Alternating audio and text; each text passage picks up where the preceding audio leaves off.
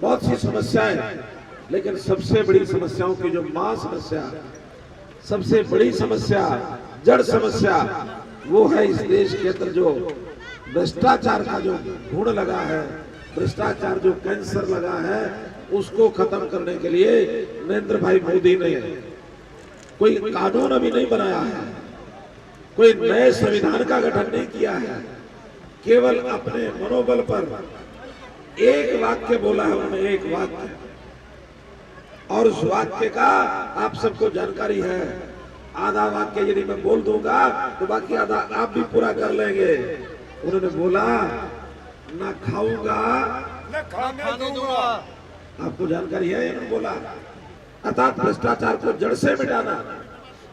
आज चपरासी के पास चले जाओ, क्लर्क के पास चले जाओ, अफसर के पास चले जाओ, और बहुत लोग तो शायद अफसरों में भी या चपरासियों में भी ईमानदार मिलते होंगे, लेकिन हम जनता के लोग भी कई बार उनको उकसा देते हैं, भैया कल ना आना पड़े, चल तो 50 रुपये लेते काम आज ही कर देंगे।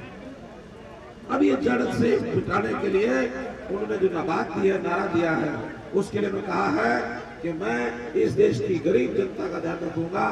देश का जितना धन है, जितना साधन है, जितने स्रोत हैं, इस देश की गरीब जनता का उसके ऊपर अधिकार है। इस देश के बेरोजगार नौजवान का उस पर अधिकार है, उसको रोजगार मिलना चाहिए। इस देश के किसान पर अधिकार है, उस किसान जिसको खेती करता है उसको लागत का मूल्य और उसके ऊपर जो थोड़ा लाभ मिलना चाहिए, जिससे वो अपने घर परिवार का गुजारा कर सके, वो भी उसको पूरा मिलता नहीं है। उन्होंने एक ऐसा हमको संदेश दिया है कि देश के गरीब का ध्यान रखूंगा, एक ऐसी संस्कृति बनाऊंगा कि बड़े से बड़े नेता को भी 24 घंटे में से 16 घंटे काम करना पड़ेगा। इस प्रकार का उन्होंने संदेश दिया है। आज की संकल्प यात्रा में मित्रों, हरियाणा में भी एक अच्छी सरकार अपनी बने, इसके लिए आने वाले 1.5 महीने के बाद इस प्रदेश में जो चुनाव आएगा, आप सब संकल्प लें कि इस विधानसभा क्षेत्र से भी जिस भी कैंडिडेट को, जिस भी कार्यकर्ता को कमल की कली पार्टी थमाएगी, हम सब लोगों का काम है उसको खिलाना है।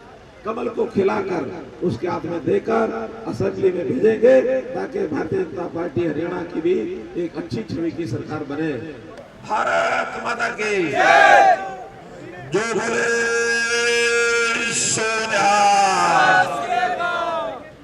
धन्यवाद। अब हमको यात्रा क्योंकि आगे बढ़ानी है, सायंकाल तक 25 कार्यक्रम हो रहे हैं इस विधानसभा के बचे हुए। आगे फिर घरौंडा विधानसभा, पानीपत विधानसभा, रात्रि को पानीपत 25 कार्यक्रम करने के बाद हम लोगों को विश्राम मिलेगा। मैं आपसे क्षमा मांगते हुए जल्दी जाने के लिए आपको आग्रह करता हूँ।